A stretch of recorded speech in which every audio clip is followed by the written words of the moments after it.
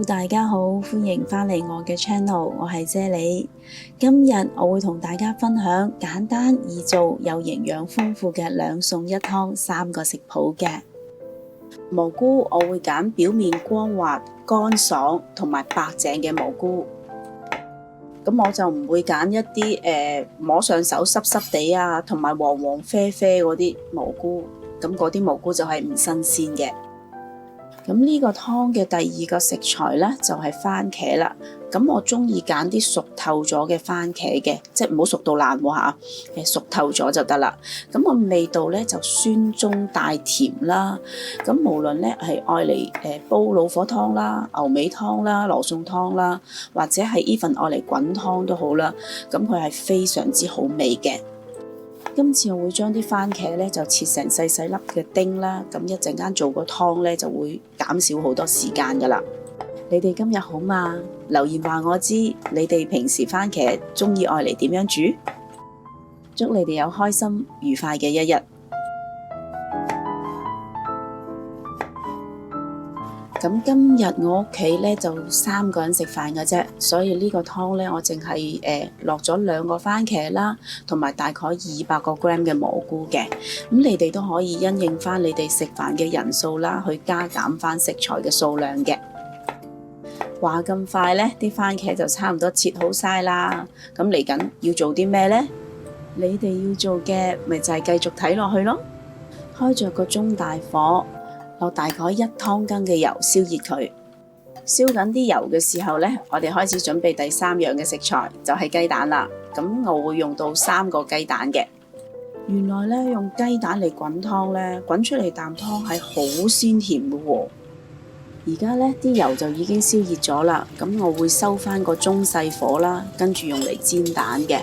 咁啲蛋呢，我要煎到佢金黃色啦。因為我想將啲蛋咧盡量煎香啲，咁一陣間咧滾出嚟個湯咧，個湯嘅蛋味就會好濃郁噶啦。我咧就會用一個推嘅方法啦，將啲凝固咗嘅雞蛋咧就推開佢，跟住咧就等啲未凝固嘅蛋液咧流落嚟，繼續煎到佢凝固啦。咁而家唔係煎蛋餅啦，咁所以蛋嘅形態咧就冇乜所謂嘅。我最主要係將佢煎香咗佢，任何嘅形態點樣都 OK。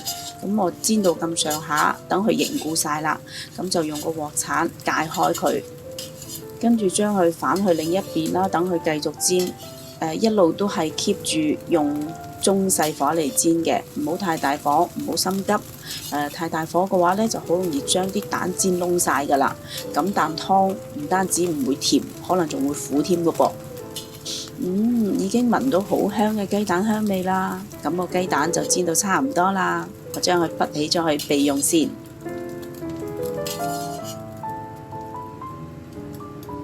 跟住開返個中大火，落大概都係1湯羹左右嘅油落去啦，跟住呢，就擺返幾片薑落嚟爆一爆香佢啦。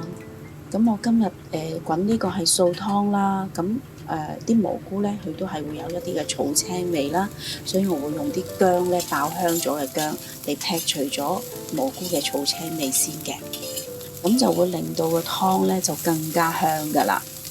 啲蘑菇呢，我會爆炒耐少少啦，利用個鑊嘅熱度呢，係將蘑菇嘅鮮味呢就激發出嚟嘅。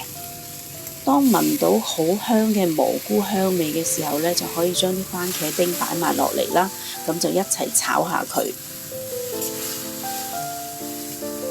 跟住呢，我會用2茶羹嘅糖啦，同埋半茶羹嘅鹽呢嚟做翻個調味嘅。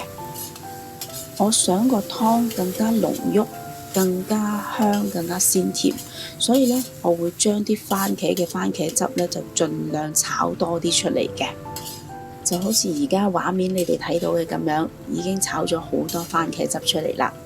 跟住呢，我就會加大概1 lit 左右嘅滾水落去啦。咁我係3個人嘅份量啦。通常煲湯落嘅水呢，我都會用滾水嘅，因為咁樣可以保存翻食材嘅鮮味啦。咁滾出嚟啖湯呢，係分外鮮甜嘅。而家個湯呢，就滾咗大概有5分鐘左右啦，咁就將之前煎好咗嘅雞蛋就可以擺翻落嚟噶啦。啲雞蛋擺咗返落啲湯度啦，我都會將佢大概滾5到10分鐘左右嘅，咁樣雞蛋嘅香味啦、鮮味啦，先至可以完全融入喺啲湯入邊嘅。最後我會落返少少嘅胡椒粉啦，同埋少少嘅麻油嘅，咁就可以令到個湯更加鮮味、更加香㗎喇。係咪好簡單易做呢？你哋今晚一於都試下滾呢個湯啦。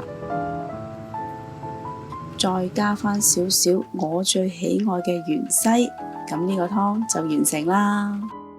咁呢一個湯嘅所有食材用料呢，我已經 list 咗喺呢個熒光幕度啦。咁各位呢，就可以 cap 咗圖佢啦，方便買餸嘅。跟住落嚟呢，我會同大家分享今晚嘅第2個食譜啦。我呢度呢，準備咗4塊大概700個 gram 左右嘅牛仔骨啦。咁我今晚整呢一個牛仔骨，唔單止做法簡單啦，而且牛仔骨嘅肉呢，食落仲會又腍又滑添㗎。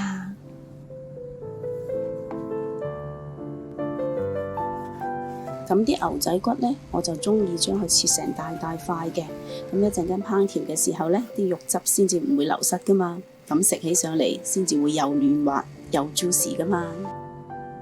你哋平時又係點樣整牛仔骨㗎？不妨留言話我知啊。將切好咗嘅牛仔骨擺落個大碗入邊，準備調味啦。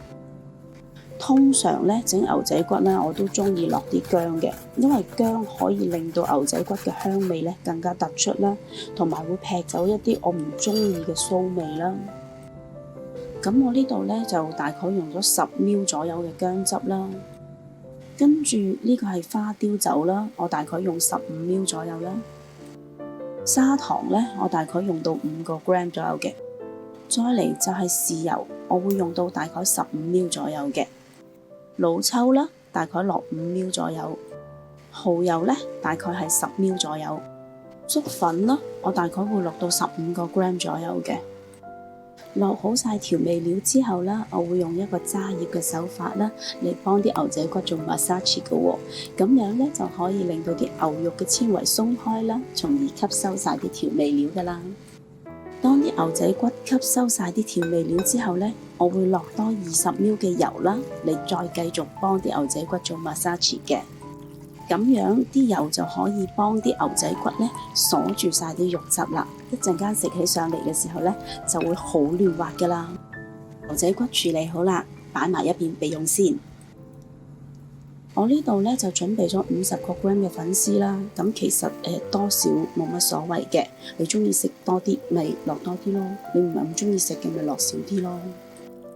咁我會用滾水嚟浸佢啦，大概浸5分鐘呢，就會腍噶啦啲粉絲。點解我會落粉絲呢？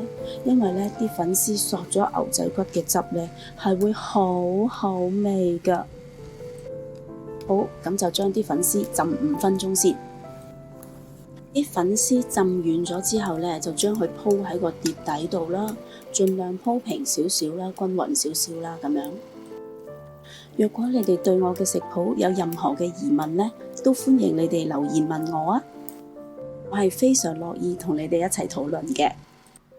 將頭先醃好咗嘅牛仔骨呢，就鋪喺啲粉絲嘅上面啦，盡量鋪平佢喎，咁煮嘅時候呢，就會比較容易熟噶啦。開着咗個大火啦，將蒸籠入邊嘅水煲滾，跟住就可以將啲牛仔骨擺落嚟蒸佢8分鐘。記得蒸嘅時候係 keep 住用大火㗎。話咁快就蒸好啦，哇，好香啊！一個牛仔骨，我全程只係用咗短短嘅20分鐘就可以上枱啦。係咪又快又簡單呢？睇到啲粉絲呢係嗦飽晒啲牛仔骨嘅汁啦，切落呢啲牛仔骨呢係又軟又腍嘅。啲牛肉食落又腍又滑又 juicy， 仲好入味添。你哋係咪一樣都好想食呢？不如今晚就試下煮啦。呢個食譜嘅所有食材用料我已經 list 咗喺熒光幕度，各位可以 cap 圖啦，方便返買餸嘅。跟住我會分享今晚嘅第3道餸嘅。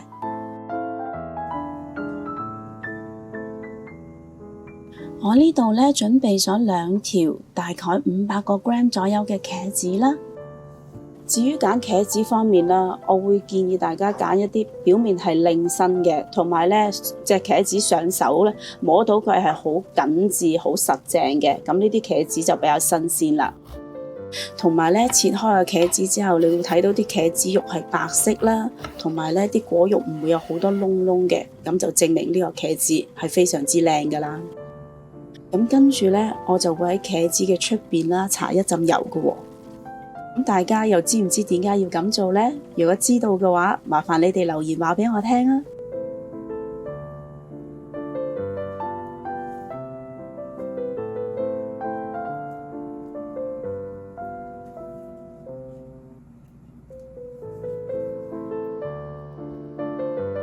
將啲茄子全部搽晒油之後呢，就可以拎去煮噶啦，係咪好簡單呢？至於烹調嘅方式，亦都係超級無敵簡單，就係將啲茄子擺落個鑊度蒸10分鐘，就係咁簡單。茄子蒸緊嘅時候，咁有啲咩好做呢？咁不如就嚟玩下蒜蓉啦。通常呢啲蒜蓉呢，就要炸一炸佢嘅，但係咁少少蒜蓉又要開鑊嚟炸，好似好唔抵咁喎。放心啦，唔使用劍嘅飛環，我哋有微波爐就搞掂佢啦。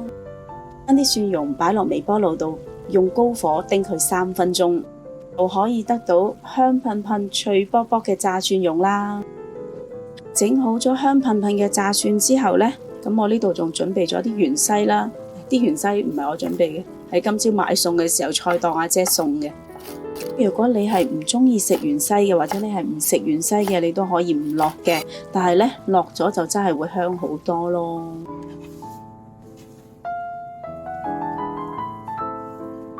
芫茜最好嘅 partner 當然就係蔥啦。呢2條蔥都係今朝買餸嘅時候菜檔阿姐送嘅。芫茜同蔥夾埋嘅香味可以係話相輔相成嘅。對於我嚟講啦，有芫茜就一定要有蔥，因為蔥係可以令到芫茜嘅香味更加進一步咁樣釋放咯。切好咗啲蔥之後，就擺埋落裝炸蒜個碗度啦。而家嚟同佢哋調咗味先，因為整炸蒜嘅時候呢，咁啲油就會俾啲蒜蓉吸收咗一部分嘅。咁我而家呢，就補落大概1個湯羹嘅油落去。跟住會落3茶羹嘅豉油啦，2茶羹嘅蠔油啦，同埋1茶羹嘅糖嘅。落好晒調味料之後呢，就撈勻佢啦，等啲芫茜蔥可以索一索味先。個時候，如果你係食辣嘅，咁你可以落啲辣椒粉啦。因為我屋企有小朋友啦，咁我就將辣椒粉換咗做甜椒粉嘅，咁就增加咗一啲異國風情嘅風味啦。而家嚟睇下我啲茄子蒸成點先，巧令令喎，好姣婆子啊，可以用嬌豔動人嚟形容啊。呢個狀態嘅茄子呢，我就唔中意切佢嘅，我就中意用手嚟搣開佢，因為咁樣呢係可以令到茄子嘅纖維更加鬆啦，佢可以索更加多嘅汁啦，食起上嚟就會更好味啦。啲茄子蒸完咗之後呢，啲顏色都仲係咁紫、咁鮮豔、咁靚嘅喎。咁就係因為蒸茄子之前，我又幫佢哋搽咗一浸油咯。好，咁而家嚟切個辣椒先，咁冇乜用嘅，純粹裝飾嘅啫。將啲辣椒擺埋上個餸度呢，咁個餸就會更加靚啦。哇，好香啊！我睇到都已經好想食啦。你哋會唔會都好想食呢？不如今晚就試下煮啦。如果你都中意我嘅食譜，請你俾 like 同埋留言話我知啦。